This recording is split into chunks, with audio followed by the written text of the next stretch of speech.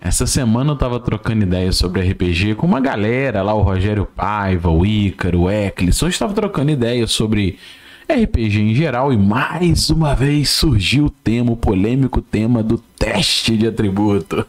Quando surgiu, quando não surgiu, quando usar, quando não usar. E aí, batendo um papo sobre isso, me veio um clique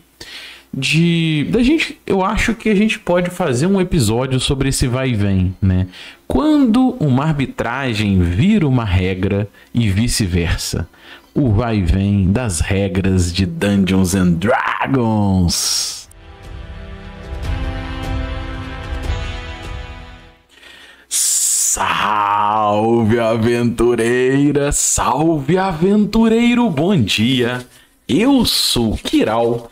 E hoje eu vou trazer de novo o nosso querido D&Dzinho Dungeons and Dragons original de Arneson e Gygax.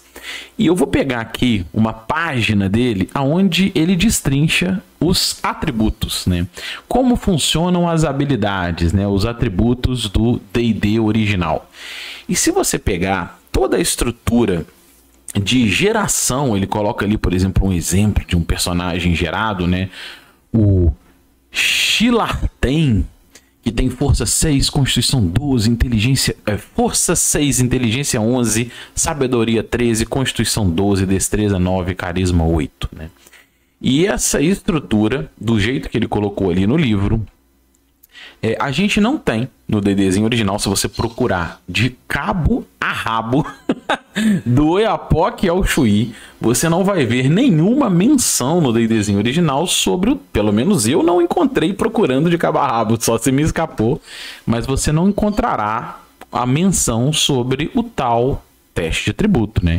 Ele descreve os atributos no D&Dzinho original. Eles têm um peso muito grande na XP das criaturas, né? XP de personagens, né? O atributo primário vai dar XP e tem uma aplicação secundária como ferramenta. É o que ele descreve ali de maneira ferramental, é como você pode usar isso. Mas não deixa nenhuma dica ali de como você pode usá-lo para fazer teste de atributo. Então não tem isso no D&Dzinho original. E o DM David fez um registro pra gente, né, uma busca histórica, e ele tem um artigo muito bom que eu vou deixar, não sei se eu já falei disso, acho que eu já devo ter falado disso em outro episódio, mas ele fala sobre os Ability Checks, né, que são os testes de atributo. Ele fala da pior mecânica do D&D, né, à sua fundação. Então ele faz uma historiografia dessa mecânica. Acho que eu já comentei sobre isso aqui no passado, né? Uma citação, quando o Balbito trouxe lá no Café com Dungeon a discussão sobre o teste de atributo. Já tem um tempo, a referência que ele encontrou foi nesse blog, e eu acho o artigo muito bom, o blog é muito bom. E aí o que ele fala ali, né? Ele comenta que o primeiro registro, a gente tem ali, ó, ele fala assim, o Gygax falava que, a dica dele era a seguinte: na hora de você fazer a mestragem, você vai buscar as probabilidades, né, a chance, e avaliar isso, mas era muito aberto. E a galera queria maior consistência nessa arbitragem. Já tinha 2 anos do lançamento do D&D, né? Esse artigo é de 76, já tinha 2 anos. E aí, lá na Dragon, que era uma zine paralela ali de fazer publicações e artigos do D&D, né? Era um material sobre isso, sobre artigos de Dungeons and Dragons. Não seria bem uma zine, é do tipo zine, mas era oficial. Ela tem um artigo do Wesley Ives que dizia o seguinte: como usar os requisitos não primários, né, os atributos não primários dos personagens. E ali tem o chassi original do teste atributo, 2 anos depois do lançamento do D&D, que vem num artigo paralelo e não fazia parte do corpo dos livros do D&Dzinho original. Quando a gente vai para o Holmes, publicado 1 ano depois desse artigo, a gente não tem essa menção, né? O Holmes, ele continua trazendo o que significam os atributos, o que eles aplicam, bônus na XP, dano extra, ponto de vida adicional, não sei o que, papapá, mas ele não coloca na estrutura dele, do livro, essa mecânica como ferramenta, né, de jogo. Não tem ali. Se a gente vai para o AD&D, no livro também não tem no corpo do livro a regra. A única menção que a gente encontra aí é na magia Dig, né, que é uma magia de quarto círculo, né, de quarto nível, que nem é uma magia que ficou muito famosa no D&D, mas nela sim você tem. É uma magia que vai gerar um buraco mágico, né? Uma escavação, e quando personagens, criaturas que estão na margem desse sistema, dessa estrutura que está escavando ali, ele sugere você fazer uma salvaguarda para não cair no buraco, e ao invés de usar o valor da sua salvaguarda, fazer um lance usando a sua destreza, tirando igual ou menor que a sua destreza. Então ele coloca ali uma menção do que pode ser uma arbitragem em cima do teste de atributo. Mas vamos fazer uma análise que no D&D dos anos 70, a gente não tem no corpo dos livros essa estrutura como regra, nem no 0E, nem no Holmes, nem no AD&D. E você encontra ela marginalmente num artigo e na magia Dig do AD&D. Beleza. Quando a gente chega em 81, o Tom Moldvay, vou dar um zoom aqui, tá? Na parte de DM's Instructions, página 60, que já é um anexo, né? Um apêndice do livro. Ele coloca o clássico There's always a chance, né? Ou seja, sempre há uma chance. Eu vou dar um zoom aqui para a gente poder ler melhor, ó. E ele fala o seguinte, que quando você for fazer uma arbitragem de alguma coisa, né, de arbitrar algo, você pode usar atributos sobre isso, né?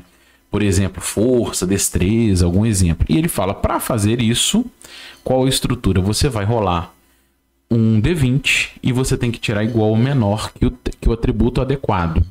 Inclusive, dependendo da circunstância, você pode somar ou subtrair bônus de até 4, né?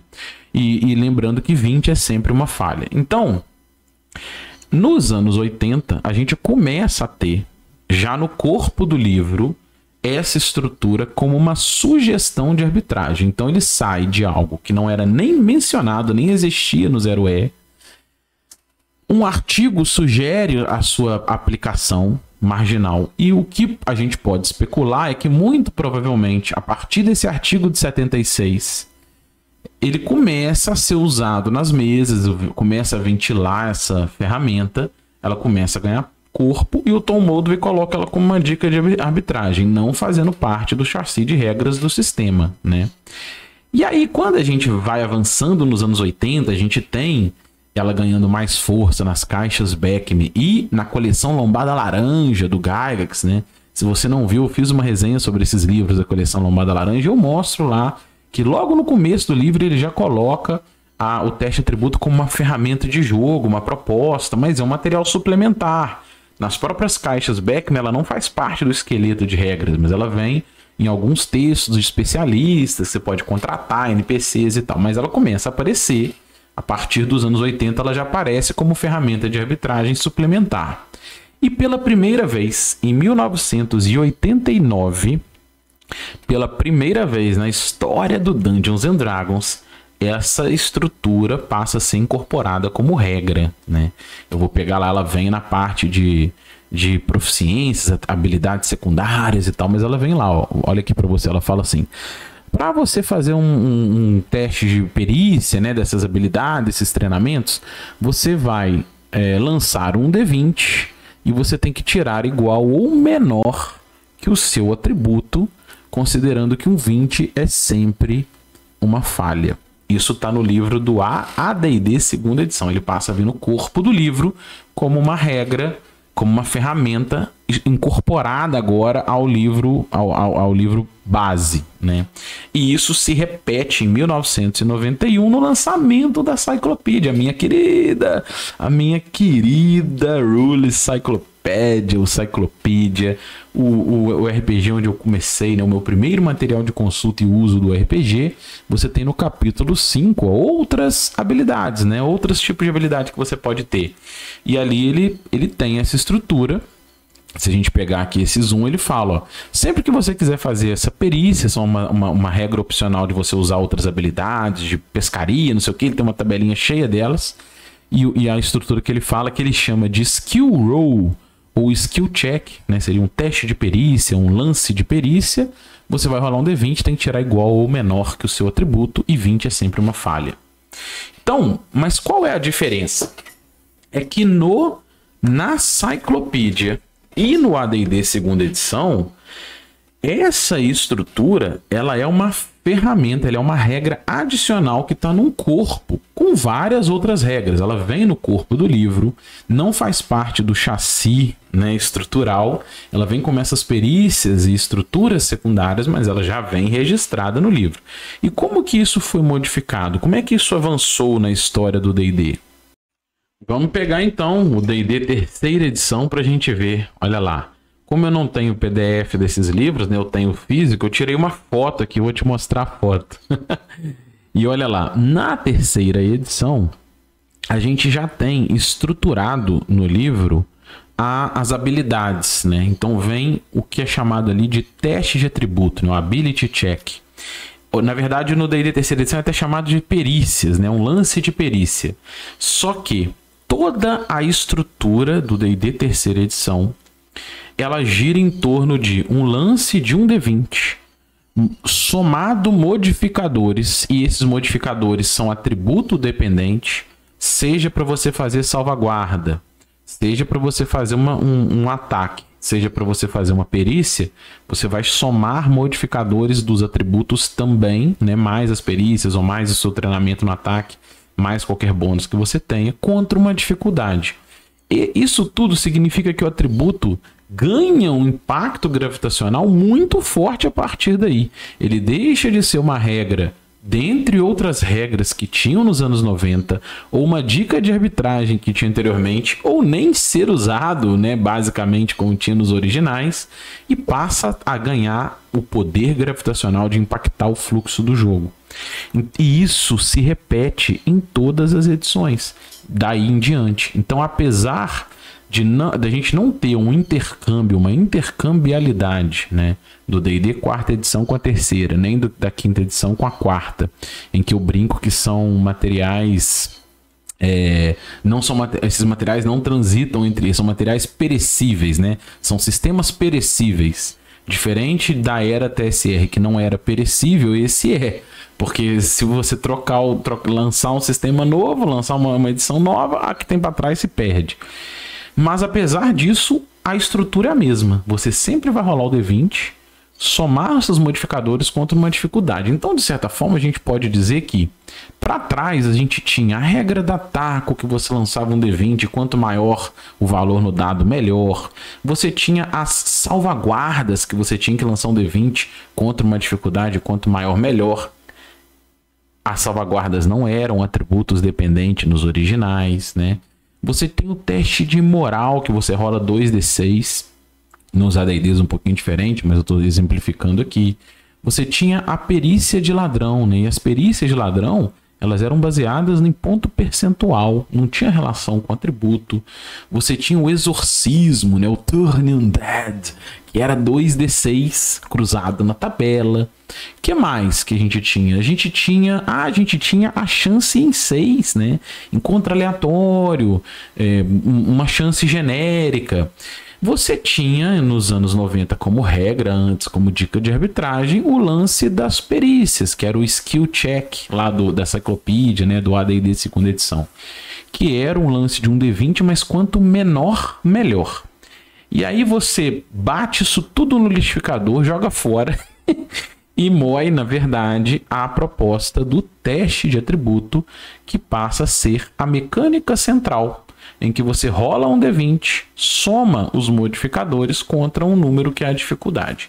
Isso nos permite organizar essa estrutura numa historiografia, vamos dizer assim, no marco que eu fiz de maneira amadora, mas eu acho que serve para a gente ilustrar o nosso papo, que é o seguinte: a gente tem o lançamento do D&D em 74. E em 76, 2 anos depois, a gente tem a primeira menção, que é o artigo do Wesley sobre essa dica de arbitragem.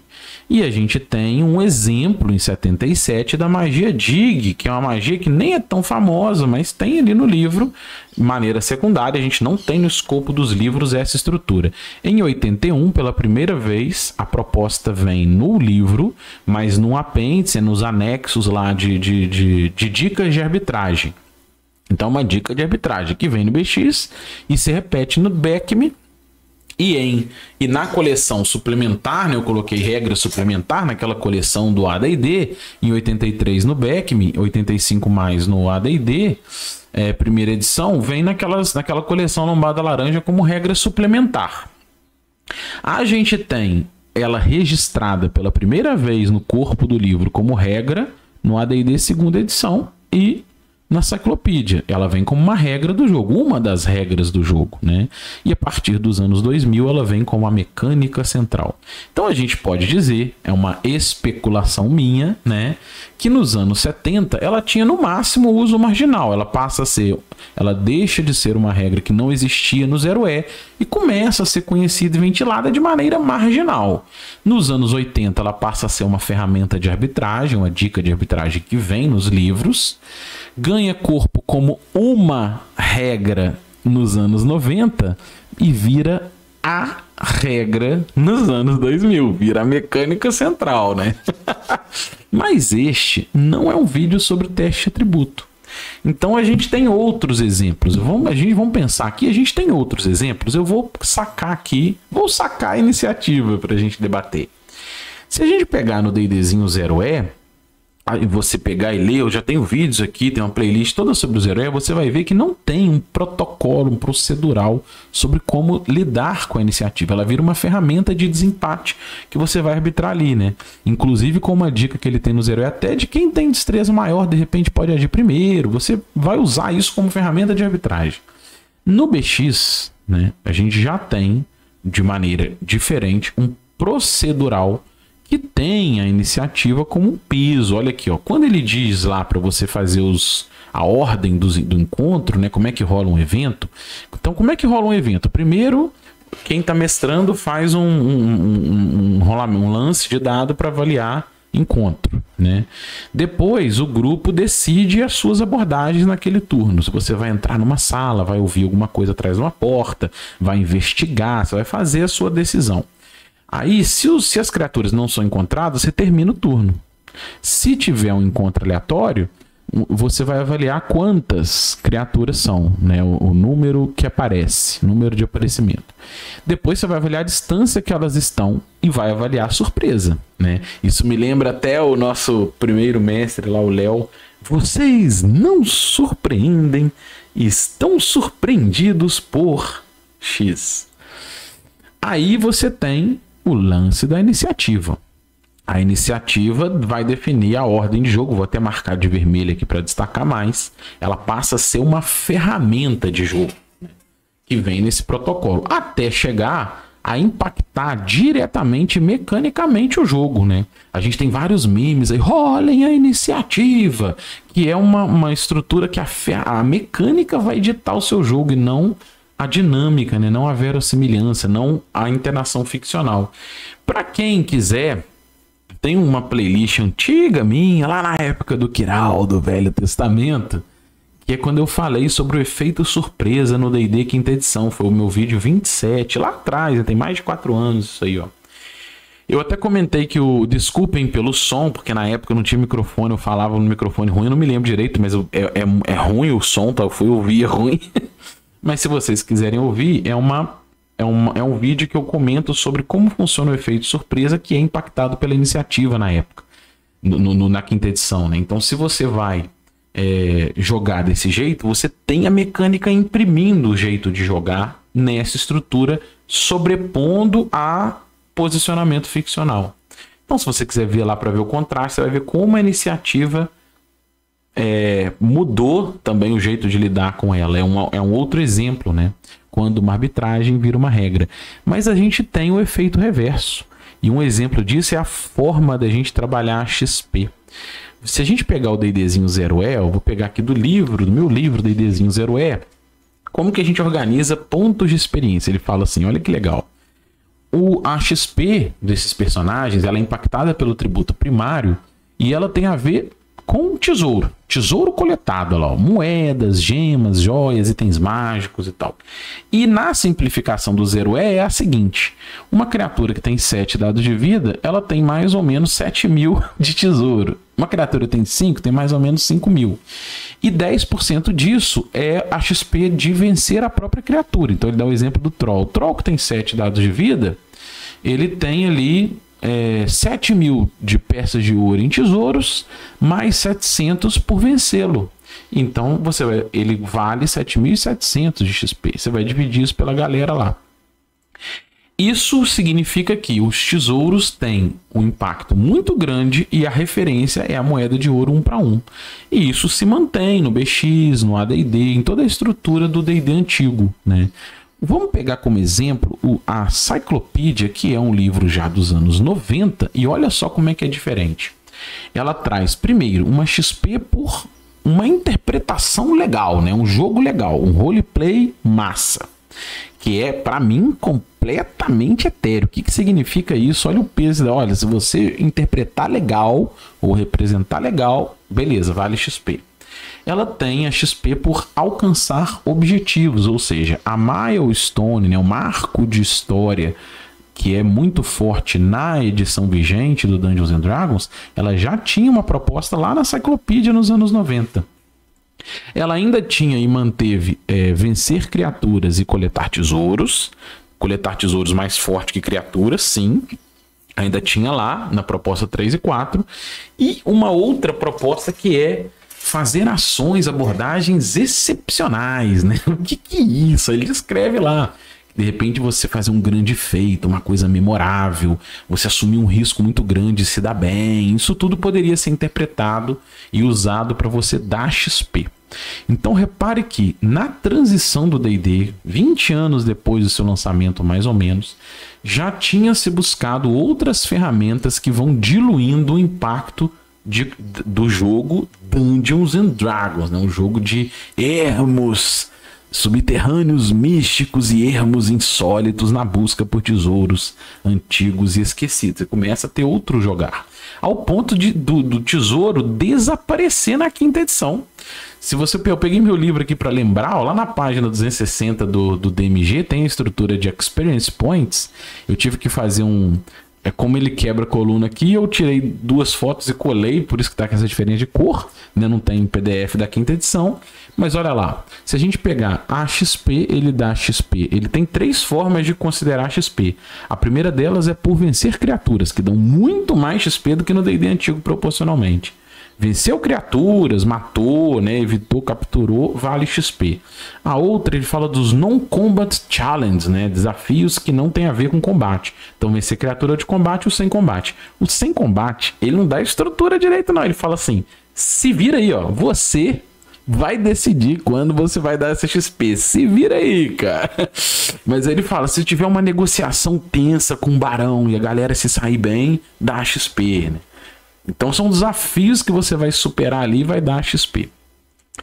E a terceira é a famosa milestone, né? Que seria tipo um marco de história. Quando você vira a chave de um momento importante na história, você considerar essa XP. Então se você desvendar um mistério importante, desmascarar alguém, e aí é uma estrutura bem mais narrativista, mais narrativa, uma ferramenta para isso, e ficou muito famoso essa milestone. Eu usei por muito tempo na época da 5ª edição, né? Você vai definir ali essa estrutura. Então, recuperar um artefato importante, né? Toda vez que você alcançar um objetivo, como era lá na Cyclopedia, você estruturado isso, atingiu uma milestone, você ganha XP, né? Vale um valor em XP.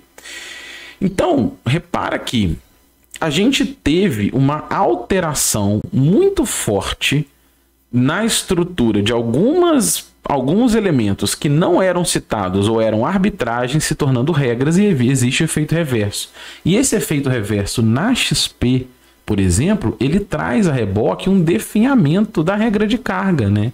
Que para mim é muito provavelmente, eu acredito que seja a regra mais importante do D&D antigo, e ela, apesar de existir na 3ª, 4ª e 5ª edição, ela é muito mais ignorada, ou ela é bem menos impactante, ao ponto de alguns sistemas, como tem no próprio DCC, que eu gosto, é doído ler isso, mas no próprio livro tem um meme, né? Que a gente sempre ignora a regra de carga, né? E o quão isso mostra contrastes no estilo de jogo. Então isso quando uma regra, quando uma arbitragem vira uma regra e vice-versa, né? Quando uma regra vai virando arbitragem, até desaparece, na verdade.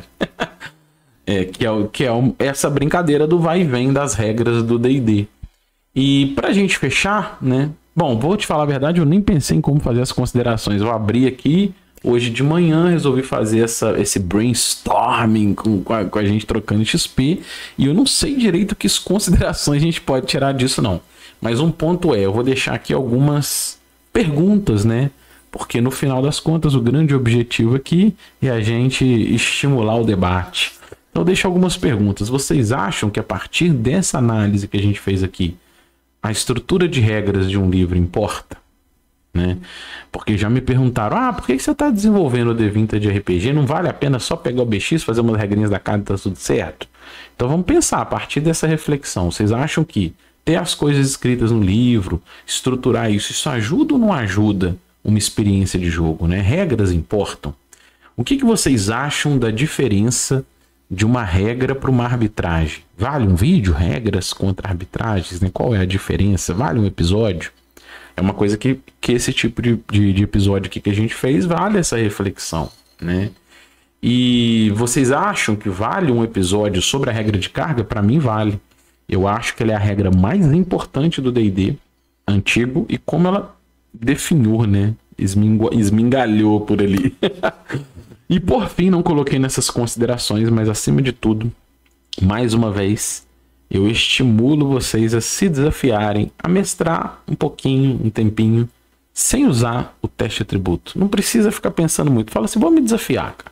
Como se eu tivesse pegado o Holmes lá, o D&Dzinho 0, não tem ele escrito no livro, vou me desafiar a mestrar um jogo sem. E vamos ver a experiência, né? É só um desafio. E é isso. Se você gostou, se inscreva no canal, deixa um joinha, compartilhe esse vídeo e, acima de tudo, comente, porque o nosso grande objetivo é sempre trocar XP.